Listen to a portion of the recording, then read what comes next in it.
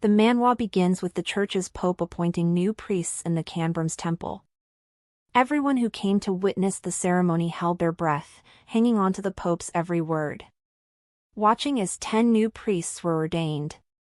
But amongst those watching the ceremony with fond interest, stood another man to the side thinking, what an utterly boring and tiresome spectacle.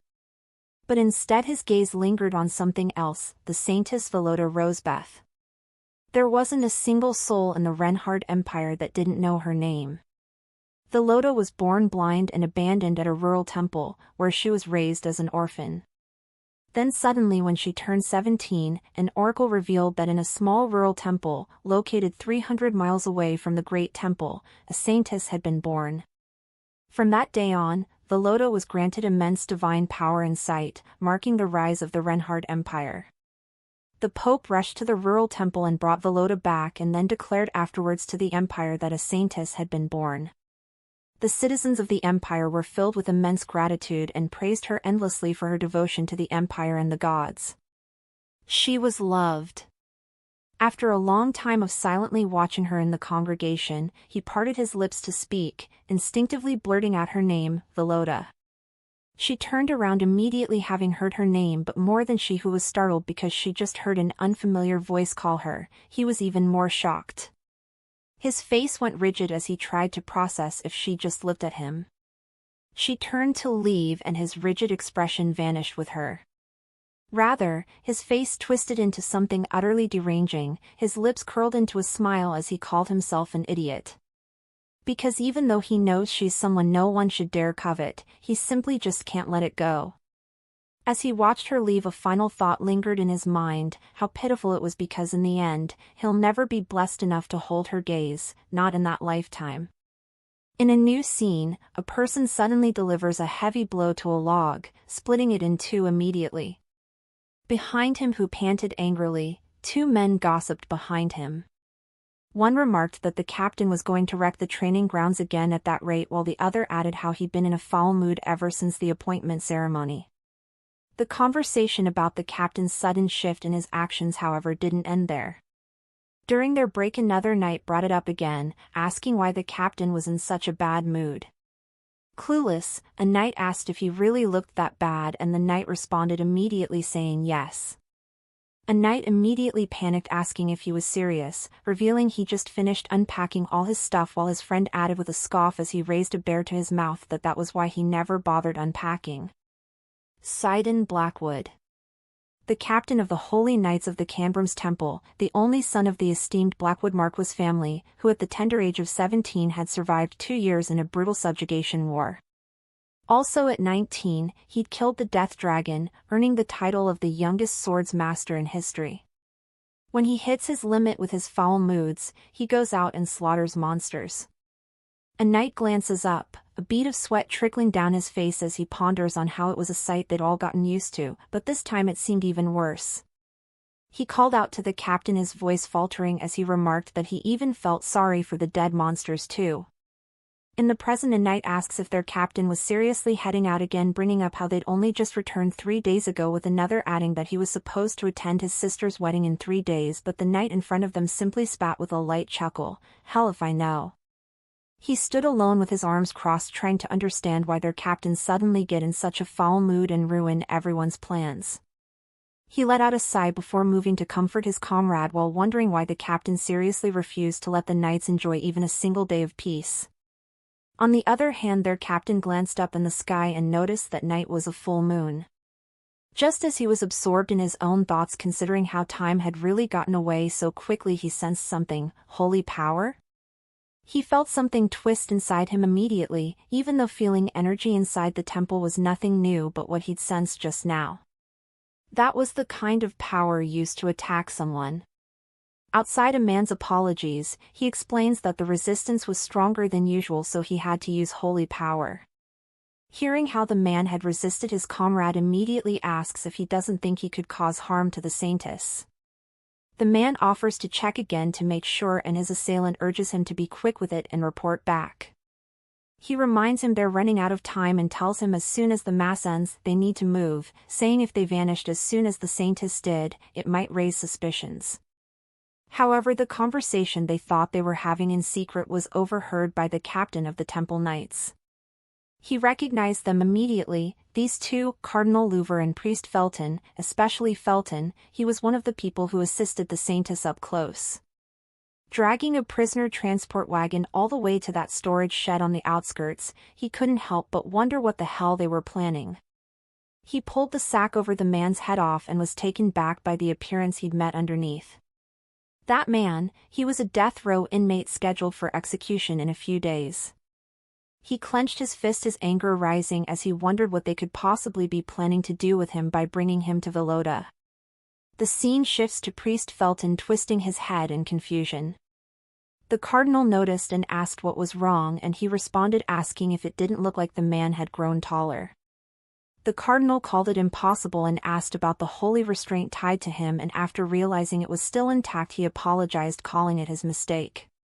Later, the Saintess stood in her room when she suddenly heard a knock on her door. She raises her head, understanding what the visit at night meant, and calmly asks them to come in. The next minute, a man was thrown into her bed and they informed her they'll step out.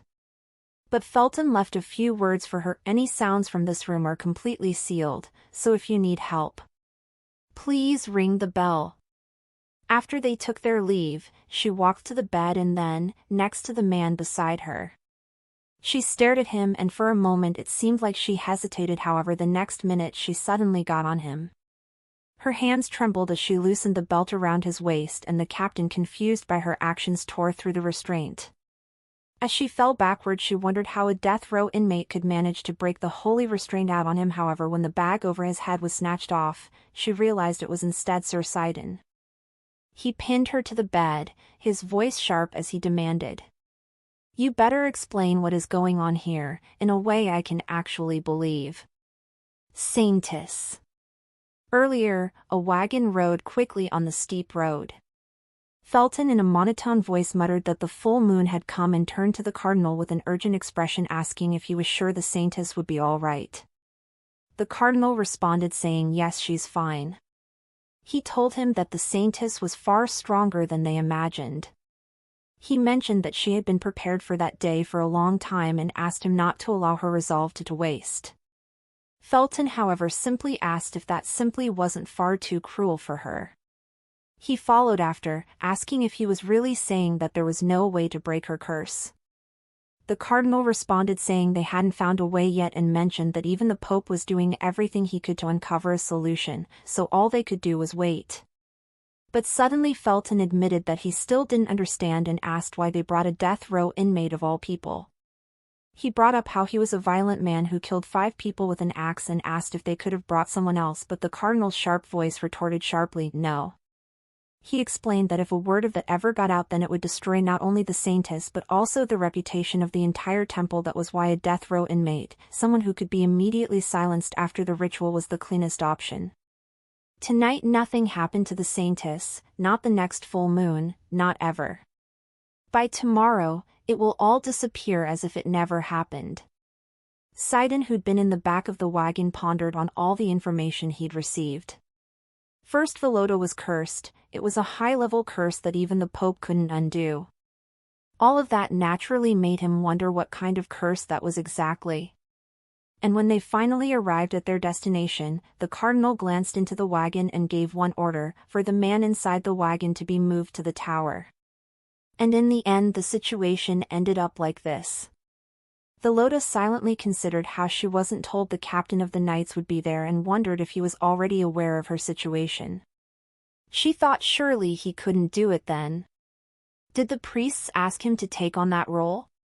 She tried to loosen his grip, asking him to let go of her, but he flat out refused, insisting he couldn't do that as he hadn't been offered an explanation yet. The silence in the room grew thick as his voice came still and almost accusatory as he asked what she was planning to do by bringing a death row inmate there. He told her he needed to know, but she refused, saying she couldn't tell him, and pleaded with him to just step aside. In that moment his mind drifted to the time when he was still in the wagon and the cardinal had spoken as if he were Velota, and said she had been prepared for that for a long time. It was all bullshit. Now that he held her, he knew someone who had truly accepted everything wouldn't be trembling and wearing that expression. The Saintess noticed his distraction and took that opportunity to push him off. Reality dawned on her and she thought to call the priests outside and get an explanation for that mess. However, just as she was about to grab the bell, a sudden jolt shot through her. She let out a groan instinctively, catching his attention. He called out to her but she immediately assured him it was nothing. After that she collapsed into his arms while he called out to her. While he firmly grabbed her shoulder, she felt her whole body burning like it was on fire and wondered if it was the curse activating. While he constantly called for her to come back to her senses, she felt overwhelmed, like the curse was wrapping itself around her entire body. It was disgusting. She spoke up and apologized to Sidon for dragging him into that mess before suddenly saying he had to do it with her. The two of us, we need to be together. She looked up at him with tears in her eyes and pleaded. And he finally understood that it was true, the curse Velota was under. He kissed her without hesitation, his tongue pressing onto hers, while he laid her back onto the bed gently. Grabbed onto him, her cheeks flushed as she called out to him again, however this time her request was unexpected as she whispered into his ear. Please, just do it already. She drifted into thought, thinking of how she had prepared herself for everything that was about to happen to her. She knew what the curse placed on her was and how it could be resolved and also what would happen if it wasn't. That's why she had resolved to accept a man, and when she expressed her determination, Cardinal Louver handed her a book. It said that such unions didn't usually last long, so she thought she just needed to endure it briefly. But reality was far different from the clumsy theory she had learned. Her tone was strained as it escaped from the deeper part of her throat. Later, he stepped out of the room only to be stopped suddenly. The man who'd stopped him told him he knew not how he'd managed to undo the holy restraint, but he couldn't let a death row inmate go scot-free. Then the next minute he attacked him with his divine power, however he reacted in time and was able to neutralize it, which left the man in awe. He wondered how a mere death row inmate could do that when a voice suddenly called out asking him to wait. The Cardinal and Felton suddenly appeared. Realizing it was the captain, Felton was stunned. He asked how he was there and recalled how he'd sensed a sudden difference in the height of the inmate. Instead of giving a straight response, he spun around and asked if he felt he could pull something so sloppy and not get caught. The Cardinal asked about the death row inmate and he responded assuring him not to worry, saying he'll snap his head himself the minute he gets back. The Cardinal asks about the Saintess and he responds saying she's asleep. Felton followed after him, asking if he'd handled it then, but he shot back asking if that was what he called handling it and asked him to give him a proper explanation. Turning to the Cardinal, Felton stepped in, demanding to know if he dared to order the Cardinal around, but he didn't respond. He considered an alternative, wondering aloud if he should head to His Holiness that instant and demand an explanation. However, the Cardinal's voice suddenly came through claiming that wouldn't be necessary. He told him he'll explain everything. He revealed without hesitation that the Saintess was cursed, or rather, the position of Saintess itself was cursed. When the Saintess of the Reinhard Empire's divine power reaches a certain level, she must receive a man's essence once every full moon. He asks what'll be the case if she were to refuse. The Cardinal thought of how the divine power condensed within her would go berserk and told him that if that scenario happened, it wouldn't just take the Saintess down, it would affect half the Empire. A divine power rampage usually means death. If the Velotas were the only thing at stake, she would have chosen to reject the curse and embrace death, but her life was tied to the survival of countless others. The Cardinal took a long breath before adding that from the moment she became Saintess, she prepared hers for all of that. After hearing the Cardinal's words, the whole world seemed to pause for a minute. She'd prepared herself for that role from the moment she became Saintess? But when Velota took on the role of Saintess, she was only 17. He exploded in rage the next minute, noting how it was their responsibility to lift the curse, and asked what they'd been doing that whole time, for 7 years. Felton shot back asking if he felt they'd simply just been sitting with their arms crossed, and insisted that no matter what they tried they just couldn't break the curse. Felton, also enraged, asked if he felt they should have just let her die instead, if he was saying her chastity was more important than her life, and he fell silent. He spun around and told them he will take care of the full moons from then on. And if they ever brought one of those filthy death row inmate bastards near her again, he'll make sure it's their necks that snap next time. He turned back, the vein in his chin tightening as he noted, until morning, no one came in. That morning she woke up and sat up on her bed. However, before she could even process anything, his voice suddenly started her, "Are you awake?" She couldn't say anything and instead just called him, her mind quietly wondering if he'd perhaps been waiting there since the previous night. She gets on her feet, however, before she can walk any further her steps in front of her and asks if she's really going to leave without giving any explanation. She shoots back immediately, claiming she's done nothing that requires giving any explanation to him. With steadiness in her voice she politely asks him to step aside, but he doesn't listen. Rather, he told her he'd already heard everything from the priests outside and asked if he was expected to come there for the next full moon, but to his surprise she turned him down immediately, claiming she wouldn't require his assistance any further. He didn't back down and told her he'd thought he'd made the risks clear enough the previous night. He stepped forward quickly, closing in on the distance between them, asking if that wasn't enough. So he asked again, just like yesterday, what she plans to do if someone she's incapable of controlling stepped into that tower? Her mind immediately thought back to how there were priests stationed in the tower to handle any unexpected situations, and even if a convict did in fact cause trouble, someone of that level could be easily subdued by her. However, the possibility of someone capable of overpowering her infiltrating the tower was beyond anyone's imaginations. Noticing her silence, he called her again and asked if she would give up that opportunity and continue to endure being entangled with filthy convicts of questionable origin every full moon. Her resolve cracked, and the next minute she yelled at him, asking him to watch his words. He agreed and suggested they handle it another way. This time he pleaded with her to use him to spare herself from the torment. He admitted that now that he was aware of the situation, he couldn't simply stand by and allow her to be subjected to such individuals. He told her he fully understood her situation, and that was why he was precisely pleading with her, so earnestly. "Please allow me to help you." In a new scene, the Saintess moves precisely with the Cardinal and Felton. She went to a man who had an already decaying skin injury on his arm. Felton offered to treat him, but she turned him down, saying it was fine. She turned to the man laying down and told him it might hurt a bit, asking him to endure it, and he agreed to. Then the next minute she grabbed his hand, her divine power spreading around them. After a while she informed him the wound on his arm was caused by a renil. The fangs and claws of a renil are toxic, and its sixth leg in particular carried a curse, so they needed to carefully distinguish the injuries and treat them properly. She continued, revealing fortunately it wasn't a high-level curse, so it could be removed with a little blessing. She turned to Priest Felton and asked him to send a message to the cathedral immediately to inform them the attack on Eviden village was the work of Arechnil.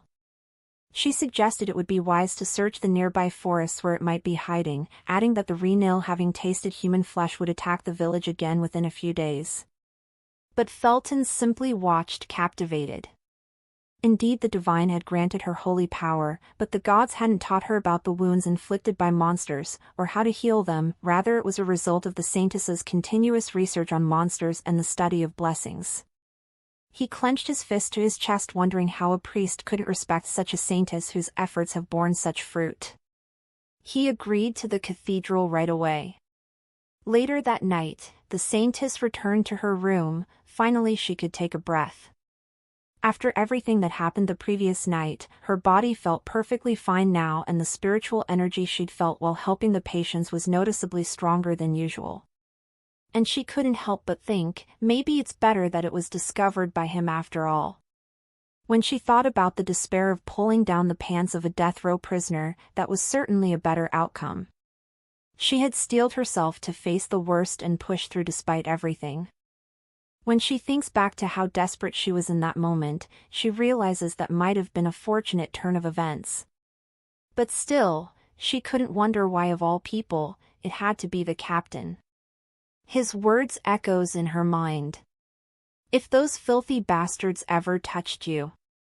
And a thought suddenly struck her, could it be that the captain sees me as something unworthy? But even if he did, she thought compared to the suffering of the innocent people, that was nothing. At that very moment there were those who were cold and starving, struggling to survive or succumbing to the forces that plagued them. Compared to their suffering, that truly meant nothing. It was nothing at all.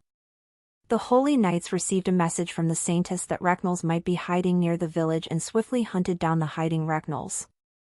Renil was a creature whose name might sound unfamiliar to those without a deep knowledge of monsters, but its hard shells and the poison in its claws were immensely valuable, and because of this value, even though the extermination was carried out by the Great Temple, hundreds of captured Recknels were all sent to the Imperial Palace without exception. In a new scene, the Saintess turns to the side asking in confusion if she'd really received an invitation to a banquet. Felton confirmed it with a yes, then he slipped an envelope into the table and began explaining that it was a banquet held at the Imperial Palace in recognition of the efforts of the Holy Knights and the Saintess. She picked up the envelope and noticed the Imperial seal, now realizing if it was really an invite from the Imperial Palace, then she couldn't refuse. She turned to him and asked him to pass the message that she will be attending the banquet, and he gave a light nod before exiting. After he left, she slumped onto her chair in defeat. Looking back, since that day she hadn't seen Sir Satan not once. Rather, she was still afraid to face him. The man who had the audacity to decline even the Emperor's invitation. She sincerely hoped he would refuse that invitation as well. She offered a small prayer for that cause, but in the end she ended up running into him at the banquet. Luckily, the ladies at the banquet flocked to her side, mentioning that they'd heard of her role in the subjugation of monsters recently. They called it truly incredible, and praised her. However, a man suddenly called her. He walked towards her, brushing past another man without a care while remarking that she was truly as beautiful as ever. Her eyes glistened with familiarity as she recognized the man standing in front of her to be a Duke Rylister. He was amazed that she still recalled his name and told her she knew how much he worried if his existence would even fit into that vast knowledge. He suddenly spun around and asked if they'd all heard about the recent subjugation. The Saintess was able to identify the type of monster just by looking at the wounds of the injured villagers, he bragged, and what followed was even more praise. Then he suddenly mentioned that the Emperor would grant her a great honor. She turned to him, admitting she appreciated his kind words. However, she wasn't the one who subjugated the monsters, but he just smiled, saying of course she was humble and of course the Holy Knights had worked hard as well.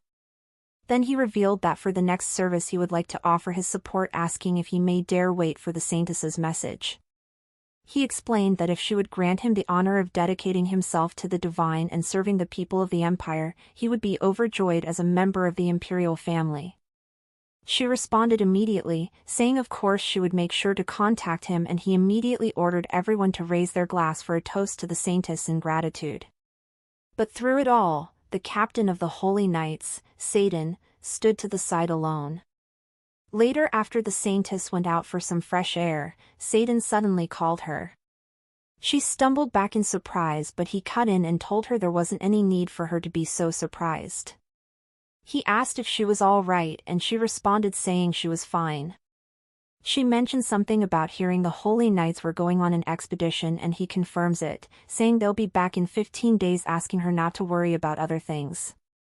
She turned to him almost immediately with a sharp reminder that she hadn't accepted his proposal yet. She told him there were conditions he had to meet, and if he agreed to them she would accept his proposal. First, nothing about it was to be spoken of outside the tower.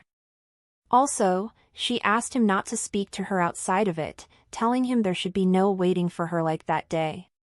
She continues and adds that for the next 15 days she'll be in charge of everything, asking that the minute he enters the tower he just lays on the bed immediately, and no matter what she does he mustn't move. Her words left him at a loss for words, but he recovered quickly, a smirk playing on his lips before suddenly raising his head. Then, leaning precisely over her, he asks brazenly, "Then what happens if I break those conditions?" She resumed her walk, responding that if he broke any of those rules, she'll simply reject his proposal and return to the original method. His movements halted, his tone monotone as he repeated, "Go back to the original method?" The original method? She decided to face it head-on and asked him to tell her if he found it shameful that someone like her, cursed like that, was the saintess of that empire. He was shocked, wondering who'd ever said that when she spoke again. She called his name before admitting if that was what she had to endure as saintess, then she wasn't ashamed of it. She turned around saying it didn't matter whoever she engaged with as a result. If he wouldn't accept her terms, then she simply wouldn't accept him either. His expression cracked and he muttered fine, in defeat. He suddenly grabbed her hand, agreeing to accept her proposal, but in return, she must promise he'll be the only one who knows about what happens during her full moons. She stared at him, at a loss for words as his words echoed in her mind, "My full moons." Images flooded her mind immediately, her calling out his name while in his arms, clinging to him while he brought her pleasure. She pursed her lips, her cheeks reddening from embarrassment, but she immediately turned away, saying she supposed she no longer wished for others to know about her illness either, and asked him not to worry. After her agreement, he asked that they begin the contract from that moment on. In a new scene, a man hurries to the vice captain. The vice captain immediately recognizes him, calls him Luke, and asks what happened. Without hesitation admits it's simply that the captain is acting weird that day. He explains that he's been sitting in the corner of the training grounds all day reading books, and then out of nowhere he got upset and started smashing everything. The bigger issue, however, is that the knights are skipping practice because they don't want to be around him, and he hasn't said anything about it. The vice captain, spotting the captain, realizes Luke wasn't simply exaggerating, wondering what he is reading so intently. He glances at the books around him and realizes they are all about dark curses. He cleared his throat before speaking. He informs him he's reporting back after his leave. He glances around, confirming even more that something is truly wrong. He seems more different than usual. More than anything, he thought they shouldn't discuss it there with others watching like that, and asked if he could spare a moment to speak alone, but before he could finish, the captain suddenly interrupted. "Cavalin, how can you do it, without hurting them?"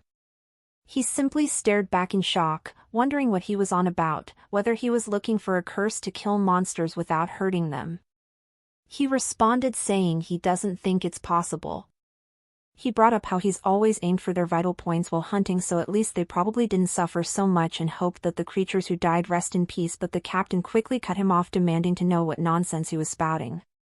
He shut the book in his hand, asking who cared if those monsters died painlessly or not. Then he asked his question again, more clearly this time, "When you're with a woman, how do you do it without hurting her?" And he finally understood this time. As far as he knew, the captain had never been with any woman or had interest in them. Though he was a holy knight, it was like he'd taken a vow of chastity like the priests, and most of them had their ways of meeting women. But as for the captain, he had never been with anyone. Even though noble women constantly sent him love letters hoping for a chance, he never opened them. Instead, they all went straight into the trash. For a while, he even thought he might prefer men over women, but now he asks the captain if she'd said it hurt a lot, but he just shot him a glare. He felt the warning and immediately comported himself. He told him there were many products out there for men like him, who were naturally blessed. Things like magically infused oil. He remarked with a light chuckle that mages from Hellas were very famous for making stuff like that. The mages from Hellas were a fringe group and not part of the Mage Tower. They reject the tower's authority and dabble in forbidden practices, earning them the nickname Shadowy Back Alley Makes, so naturally it wouldn't be surprising if that made stuff like that. Then the captain suddenly asks if by chance those fellas mages also know a lot about curses. In a new scene, a man suddenly asks if they'd seen the captain's eyes earlier, stating that he was dead set on clearing that whole place in just 3 days. The man asks with irritation rising in his throat as he asks how on earth they are supposed to clear that place in just 3 days, saying they needed at least 2 more days. Another man responds saying they'd already made it halfway, but the man only counters him, noting that everyone was on the verge of dropping dead as a result of it. At that moment, a man's nose suddenly started bleeding. Rin, a knight who transitioned from being a novice priest, was often relied on in situations like that, since normally priests would accompany knights during monster hunts. But having priests slowed the pace, something the captain did not tolerate, and as a result injured knights had to rely on Rin or whatever medicines they had on guard. Rin immediately called out to the vice-captain, saying if they continued at that pace, they were really going to die. The vice-captain got up and gave one single order for someone to get Rin a cloth to wipe his nose. Then once he got to the door, he informed them he'll try speaking to the captain. On the other hand, the captain, setting his eye on a monster, immediately shot it down with his bow. As he approached it, he wondered if the eye of that roll-on creature was used as a material for advanced magic. He knelt beside it with satisfaction, thinking that creature was the perfect bait for the Hellas folk. Priests sought out mages, especially those outcast Hellas rogues, shunned even by other mates was unthinkable. He clutched the gem in his hand thinking, maybe the answer about curses lied with those Hellas folk. In a new scene, he visits a store disguised completely, asking to know where all the records and books on courses are kept. The man at the counter gently rubbed his neck, remarking that there was no one who'd studied curses as deeply as they had done. However, those records were extremely valuable, so aside from the books already distributed publicly, they were not on sale. He recognized him and called him Captain of Knights, then he added that no matter how much he disguised himself, he couldn't fool them. However, he simply slammed his hand on the desk in anger before warning him that he didn't have the time for games, ordering him to tell him what he knew. The man, however, didn't budge. He simply told him he didn't have the authority to, and the only one who possessed all the power there was their tower master. He responds asking how he can get an audience with the so-called tower master, and the man responds saying he doesn't have the authority for that either. He sensed the shift in the captain's mood and instantly added one more detail. That if he brought a rare and valuable gift, the tower master might be inclined to make time for him. In particular, something difficult for them to obtain but easy for him, he asked him to bring that and he'll deliver his request himself to their master. To his surprise, the captain immediately reached into his inner pocket. He threw a glowing stone onto the desk the next minute, explaining that it was the corpse of a Renil encased in a magic stone. The man was amused by his gift and finally agreed to report his appearances to the tower master whenever he returns. Satan asks if the tower master isn't there, and he reveals he was actually away on some important business and would be back for a while. Then he added that if he was to bring them more monster corpses, then he was sure that the master would carve out some time and schedule to meet him. In the present, he stared at the stone, thinking of how basically he needed to bring more monster corpses if he wanted to meet him. Right now he assumed they were probably boasting about making the captain of the Holy Order do their bidding, mocking the gods. But even their insulting terms were something he desperately needed. At that moment, the vice-captain arrives. He asks him what it is, and he immediately informs him Rin is at his limits. He explained that the others were exhausted too, so finishing the hunt in the next 2 days wasn't feasible. He asks when they will return, and the captain simply asks him to let them know he plans to stay in the capital until the next full moon has passed. He asks if he understands, and the vice-captain immediately asks him not to worry, he'll make sure to restore order amongst the knights.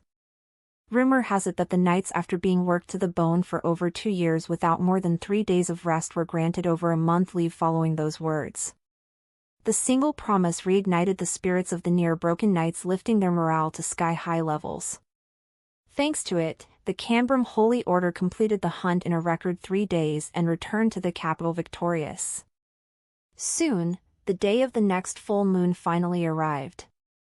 She stood at the bottom of the tower glancing up at the full moon, thinking, even if the intention was to return before the full moon, was it really fine to make such a deal, at a time when monster attacks are unrelenting?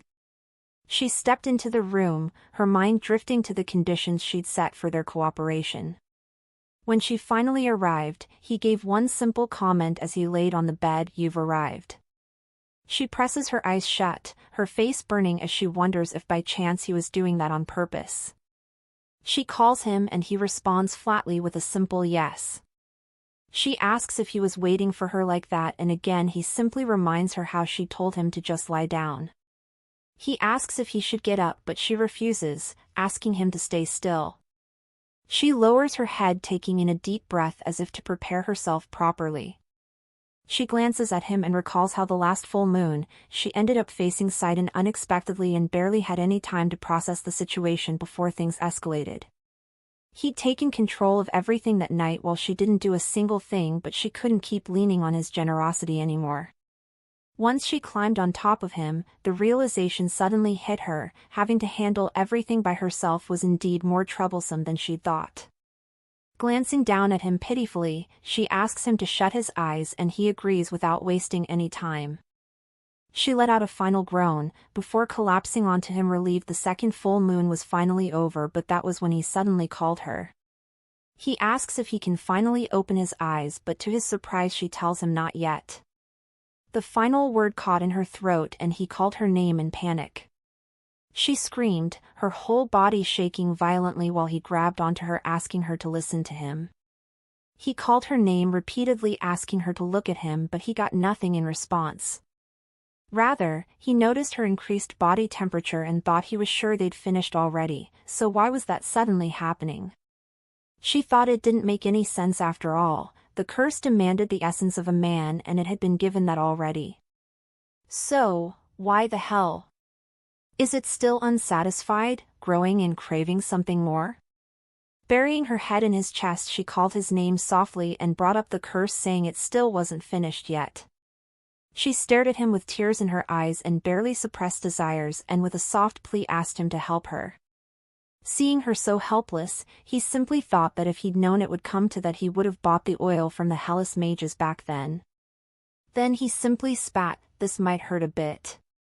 Beat with it."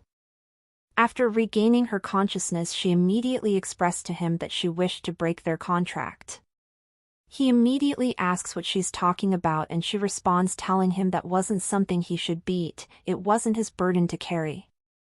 He didn't back down, rather he simply asked if she then believed that it was something she should face alone. She falls silent, faced with the unexpected question. She clutched her hand tightly before explaining that the previous night had made it painfully clear, the curse was just something demanding something simple as intimacy, it was much worse than that. She continued, stating that even above all that, she couldn't simply keep relying on him for that, but his response shocked her. He asked her to listen carefully, before telling her that wasn't something she had to endure either. He told her the curse wasn't her fault, so she needed to stop trying to carry it alone. She was stunned by his response, but he didn't end there. He promised her he was going to find a way to break the curse, however doubt lingered in her mind. 100 years had passed, a whole century, and neither the Pope nor the clergy could undo it, so there was no way he could succeed. And yet, whenever she looks at him, she wants to believe. She warns him that the curse wasn't something that could be resolved easily, but he only mumbles in response, 1 year. He asks her to give him 1 year, agreeing to follow her wishes if he doesn't find a way within it. Even though his voice was still calm and cold, for some reason it seemed to her like he was begging her. Even though she was the one who should be desperate and pleading. He spreads out his arm the next minute, allowing her to embrace him while promising to find a way. He will make sure the unyielding walls of her heart can return to their rightful place. The scene shifts to the dark alley of Hellas. Not long ago, after Sidon brought the rare wreckage of the Renil, word spread that he'd acquired yet another monster. This time the Hellas mages wasted no time, leading him straight to the gate connected to the tower's top. A man stood in front of a magical barrier and informed him the only way to reach the top of the tower was through that gate.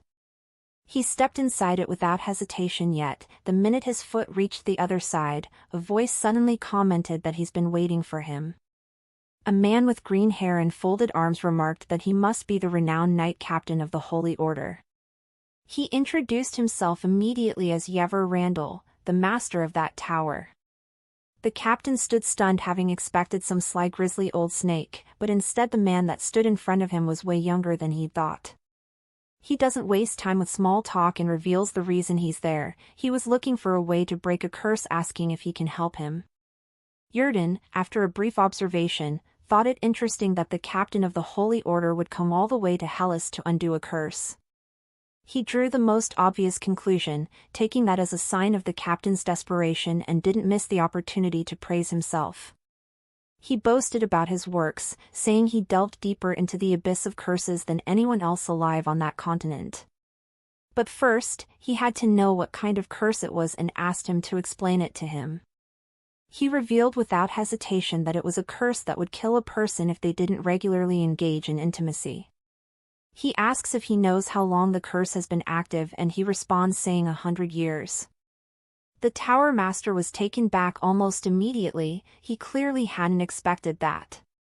He confirmed that it made sense. Such an ancient curse like that must have been cast by a high-ranking demon. The captain didn't hesitate and asked if there was a way to lift the curse, and he responded saying unfortunately curses like that were beyond their ability to remove directly. But any curse that exists has a way to break it.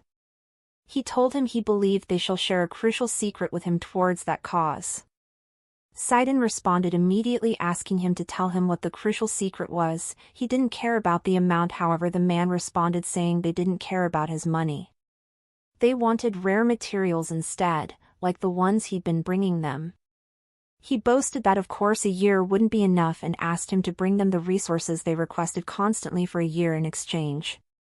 He asked him to share the corpses of the monsters he hunts with them, saying it shouldn't be too difficult for someone like himself who's constantly hunting them down. He maintained a smile on his face, thinking of the great opportunity that had finally come. It was the perfect way to get those priceless materials that couldn't be bought no matter how much gold was thrown around.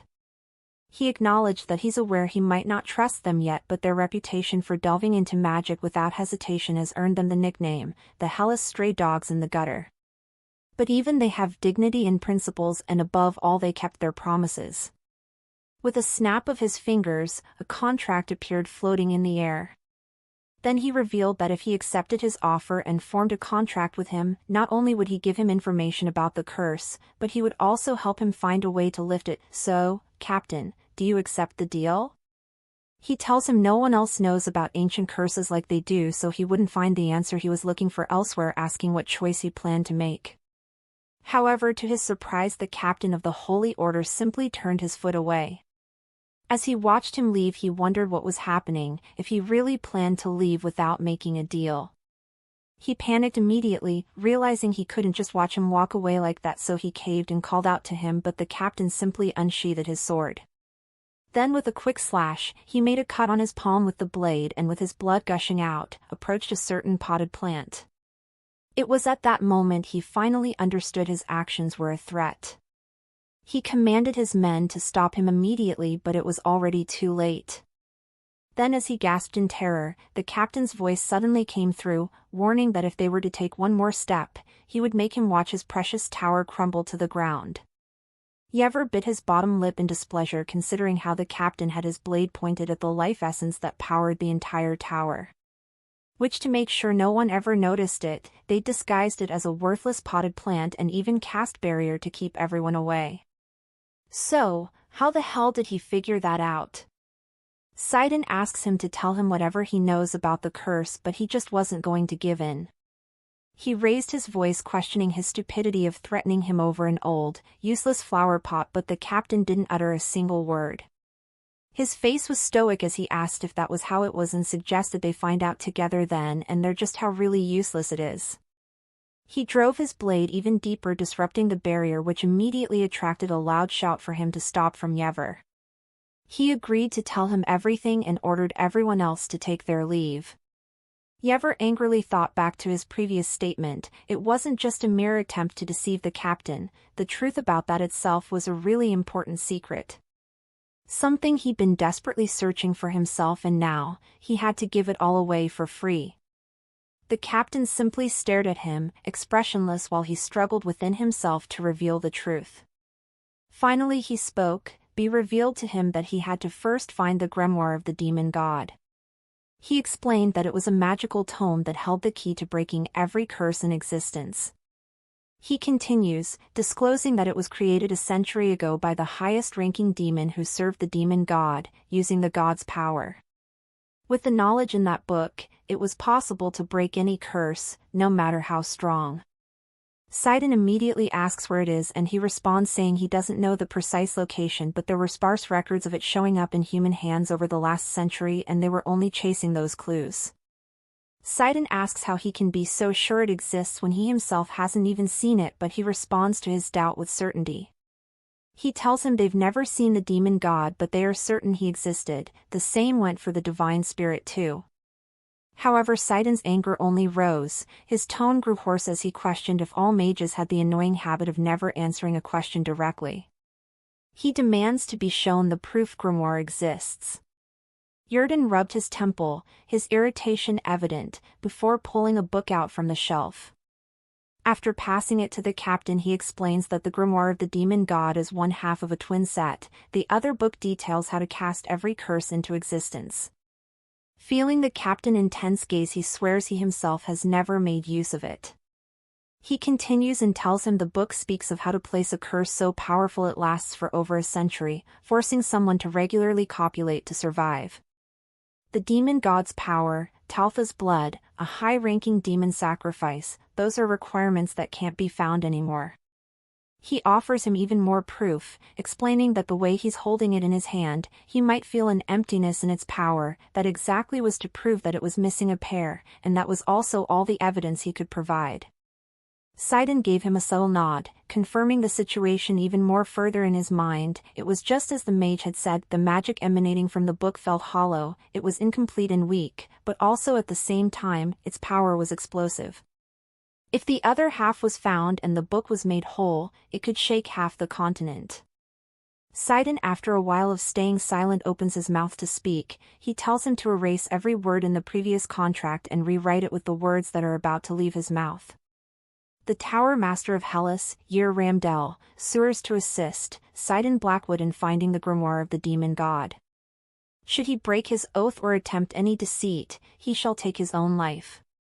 Furthermore, during the contract period, he promises to cooperate with every demand made by Sidon Blackwood. Upon finding the grimoire, he is to immediately notify and deliver it to Sidon Blackwood. Yurden, however, thought his demand was way too extreme. He pressed his teeth together firmly, cursing at him silently, calling him a lunatic. He wondered silently if he ever even intended to negotiate with them from the start and called him an infuriating, conniving bastard. He opened his mouth to speak in protest, asking Sidon if no matter the circumstance, his conditions weren't crossing the line. But the next minute his expression got rigid as he heard the captain open his mouth to speak again, stating he wasn't done. Adding to the contract, he vowed that he would return the manuscript to Yer Ramdel after he discovers the method to break the desired curse. Yurden let out a soft breath, relief finally washing down on him. However, something about his request still baffled him. Was he really willing to return such a manuscript brimming with insane magical power just like that? Does that mean he is really only interested in breaking that curse he mentioned? He rushes to speak, admitting he has one more thing to add. He insisted he must secure the materials they required as well, remarking that it was the least he could do. Sidon agreed almost immediately, but he added a clause: he will provide the materials requested by him for 1 year, provided that the circumstances will allow for it. Yadon, however, was brimming with anger over how unfair the deal was. Outside his thoughts, the captain suddenly informed him he'll begin counting from 3. Yadon panicked, wondering if there was really no way to get out of that mess. He wondered how he could escape from it. However, once he glanced down and noticed the captain's blade, his anger vanished and instead he hurriedly agreed. Since the contract was now complete, the captain informed him their hunts had been put on hold for now, so he wouldn't be able to procure the materials until the next full moon. He suddenly recalled something and asked if they had any oil there, and Yever responded saying yes, boasting that in Hellas they always carried top-quality oils. Sidon doesn't hesitate and immediately asks if by chance they have one that makes penetration less painful. Yever simply stares back stunned, wondering if the captain of the Holy Order wasn't the one rumored to be a celibate prude with no romance history whatsoever. He determined in his mind to rip the captain off big time with that oil as revenge over the unfair contract. The next minute different vials appeared in the air as he explained that it was one of Hela's finest creations. The darker the color, the stronger the effect. He began explaining that with that oil, even a person believed to be a eunuch would be able to perform as well as an ordinary man, saying most people wouldn't even need the number 5 oil. Almost mockingly he remarked that that one was for big guys, the ones who would worry if their partner would even be able to handle it, but the captain just asks for the number 5 oil. He was caught off guard by the captain's words and instinctively his eyes wandered lower, prompting Sidon to ask what he was staring at. Yever, rather than explaining, simply flashes him a simple smile before leaving to get him a number 5 oil. In a new scene, the captain of the Holy Order, Sidon, sits alone in his office going through some documents. As promised to the order, Sidon halted the hunts for a while. The other knights who'd been worked to the bone were finally enjoying some well-earned rest, relishing their break with their entire bodies. Except for Sidon, of course, who was going through different papers on cursed manuscript. 80 years ago, the grandson of Balak, the alchemist and wizard, was struck by an unspeakable curse. Balak, desperate to lift the curse, wandered the entire continent. Until he found a person who claimed they possessed a book capable of breaking any curse. Balak came to believe this book was the curse manuscript said to have been created by demons and paid a fortune to acquire it. However, when he returned home, his grandson had already perished. Then, stricken with despair himself, Balak ended his own life. And the manuscript's whereabouts became unknown again. Also, 45 years ago, the only daughter of Count Alkyria was afflicted by that same unspeakable curse, and the Count launched a massive search to find someone capable of breaking such a high-level curse. Eventually a wizard appeared and utilized the cursed manuscript to cure his daughter. The Count's household enjoyed peace for half a year, until the Count's sudden death, which marked the complete downfall of his lineage. Afterwards the manuscript vanished yet again. He leaned backwards in his chair, reflecting on how he'd heard of this certain wizard of Balak before. He was the individual responsible for discovering most of the mana stones that were in circulation that day. His tragic end was unfortunate, however he wouldn't let Volota face a similar fate. Suddenly he heard a knock on his door, shattering the stillness of that moment. He shut his drawer and walked towards the door to find out who it could possibly be, but as soon as the handle of the doorknob is twisted, he is left speechless. He stared at Volota in shock, wondering why she could possibly be there, when she suddenly asks if it is true he has stopped the hunts. She asks if he hasn't heard the news about Sento. He stared at her in silence, understanding she'd come because of the reports of Sento being under attack. She's braced herself for his response, yet when it finally came, that he'd indeed heard it, it startled her. She hesitated, the words catching in her throat as she asked if then, the order wasn't deploying to Sento because of her. He responded dismissively, asking her if they hadn't concluded that it would be best to not speak until the next full moon, but she simply insists that isn't the time to bring up that kind of agreement. She told him if they were to leave that minute they might even be able to return before the next full moon, but he just stared back in silence. The fact that their return before the next full moon wasn't certain, that was exactly why his answer was no. He wouldn't gamble with Velota's life being on the line. He brings up how Sento was on the coast far from the capital and the full moon was only 10 days away. But she didn't back down. She reminded him the situation in Sento was dire, a monster was out there causing chaos and they were yet to even figure out its name or nature. She insisted that they needed his help, however he brushed it off, saying surely the palace would send reinforcements soon. She lowered her head, hesitation evident for a moment before she finally revealed that the palace had decided not to interfere. She reports their exact words back to him. They said they had decided to simply wait and observe. For 1 month. But by then, the residents of Sento would have already been wiped out by the monster. He shifted his gaze, trying to understand the situation, if the noble royal forces had decided not to waste their efforts on a slum, or if it was that they were expecting the Grand Temple to handle it once again. Outside his thoughts, the Saintess clasped her hands together, a pleading gesture as she stated that at the moment, the only entity that could help Sento was the Grand Temple. However, despite her words, his response was simple: I see. He turned his head, saying if the palace had decided to sit back and observe, they would just abide by that other. Even more, he informs her he'd promised his subordinates rest until the next full moon. The situation was unfortunate, but there was nothing he could do to help. His hands were tied. As he watched her sunken expression, he thought to himself, if he had to choose between the lives of the Empire's people or Veloda's safety, there would be no question as to which takes precedence. He spoke again, saying the temple couldn't deal with every attack that span across the Empire, and she responded this time saying she understands. She admitted that she now saw where he stood and asked him to enjoy his long-overdue rest, insisting she'll do what she can on her own. As he watched her leave, he simply thought to himself that at that point, even Veloda couldn't do a damn thing. What the hell more could you possibly do? He questioned. Something felt off about it all, but he was certain there was no way he would change his plans now. Yet, that evening, shocking news hit him like a bolt from the blue. Priest Felton had come to inform him that the Saintess was leaving for Sento the next day, and he was expected to accompany her. If not, the next full moon would be cancelled. He finally understood that this was what she meant by she would do whatever she could. If Veloda intended to be in Sento during the next full moon, then he would have no choice but to be there too. She knew that, and now she had volunteered to head to Sento herself. Just to drag him along. He thought it was a flawless plan, but then something suddenly came to mind. Knowing the kind of person Veloda was, she would have headed to Sento herself even if he had refused. Felton brought up how Salento's situation was dire, explaining that the monsters were unlike anything anyone had ever seen before, and no others wished to volunteer, and asked with a plea if he wouldn't accompany the Saintess. He stared back at him and asked him not to bother asking questions that had obvious answers, and the priests could only smile in gratitude. In a new scene, the Saintess apologizes to the Knights of the Holy Order for interrupting their well-deserved rest.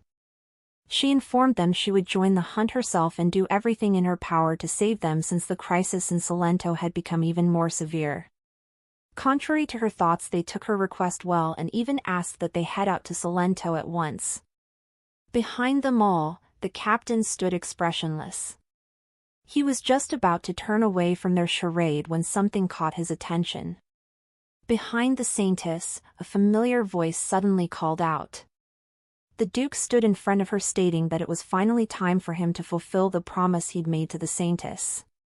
He got off his horse and immediately walked to her, asking with a smile how she had been. He pressed his eyes shut, explaining that he was anxiously waiting to receive a message from her, but instead he heard that he was heading to Sento personally. He clears his throat before adding finally that he simply can't bear to allow their precious Saintess head into such a dangerous region alone. But his next words startle her. He informs her he will be accompanying her. He takes her hand and tells her he will protect her, going even as far as to swear it on his name, an act that leaves even the knights speechless. She tried to turn him down politely, assuring him it'll be fine since the knights will be with her, so it wouldn't be dangerous, but instead he simply calls her calmly. With a soft plea, he asks her not to refuse him, explaining that after hearing about Sento, he has been restless. So he went to the Emperor personally and received his permission to join the mission. He'd even given him a gate pass. He leans forward and whispers that his assistance will be invaluable. Driven to a corner, she considers how if the Emperor had indeed granted him permission, rejecting his offer might offend the Emperor, which in turn could affect Salento's condition.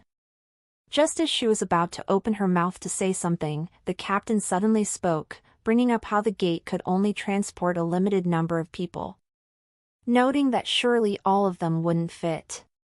The Duke confirmed that it was true, however he mentioned that it would accommodate his troop and clergy, stating there was no need for all of them to move together.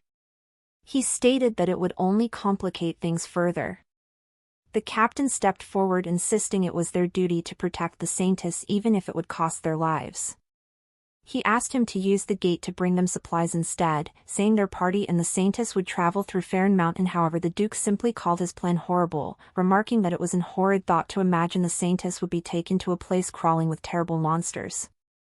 The captain, however, insisted it would be less dangerous than separating from him.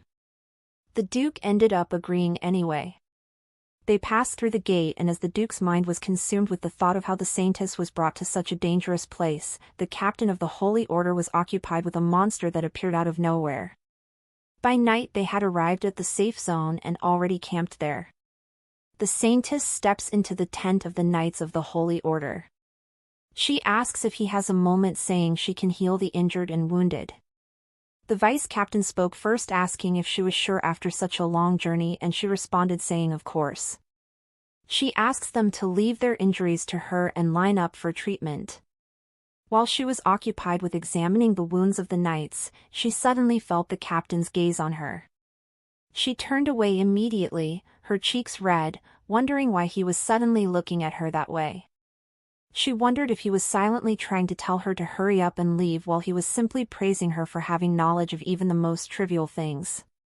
She felt heat travel all the way to her ears, his gaze felt so intense. Later that night the captain steps out. As he wanders through the forest, he reflects on how the priests had used the lakeside's magical energy to set up a barrier so the knights were warned not to post guard near the water. Because there without fail. There in the lake, the lotus stood collecting holy water. She was so absorbed in her work that she hadn't even noticed the captain's presence until he suddenly called her, asking what she was doing out there in the cold. Realizing it was the captain, she brings up their agreement not to speak with each other outside the tower. However, he simply reminds her she was the one who'd broken one of those rules herself. Noticing the vial in her hand, he tells her the holy water is enough, explaining that the Duke of Rylister already sent over portions that will suffice. She responded with a simple fine, saying she'll finish that up and head back soon. However, even so, the captain's gaze didn't leave her. She asks if he remembers that they aren't the only ones in that camp, saying if one of the Imperial Knights were to find out about them it could be troublesome. Sidon instead assures her not to worry, saying they were all dead asleep. He remarked that the Duke snored so loud, he was worried he would attract monsters, so he had no other choice but to come out and keep watch himself. She couldn't hide her amusement and burst out laughing the next minute, wondering how the captain could manage to keep such a straight face while making such jokes. She paused, then she glanced back at him subtly. She suddenly turns her head and tells him she was just about to pack up and head out anyway. However, she slips, but luckily he catches her just in time. His firm grip on her stomach made her thoughts freeze until he suddenly asked if she was all right. She immediately pushed his hand away, and turned her head away as she thanked him. In response, he remarked that he had never expected to hear thanks from her and called it an honor. Refusing to admit defeat, she turns away arrogantly and says it's because that is the first time he's helped her. But her actions only made him laugh. Confused, she asked why he was laughing, and he responded with a question, asking her if she realized how cold she typically is towards him. She hadn't expected those words from him and immediately fell silent. However, he brushed it off, assuring her not to worry, he isn't upset. As she took his hand, she admitted that she was sorry for how things had turned out. She explained that she'd felt as though she didn't have a choice, saying if she hadn't done any of that, he wouldn't have come to Sento. She glances away as she continues, saying she knows she has disrupted the Knights' plans, so she will ensure the temple compensates them heavily upon their return. The captain also speaks. He tells her while he feels bad for the people of Sento who are desperately awaiting aid and for the knights who are losing out on their rest. He clamps her hand tighter before completing the sentence. He tells her her safety is the most important to him at the moment. Even more, the only reason he was going to Sento was because of her. That will be all for now, guys. Thank you so much for watching. Don't forget to leave a like, subscribe and comment down in the comment section.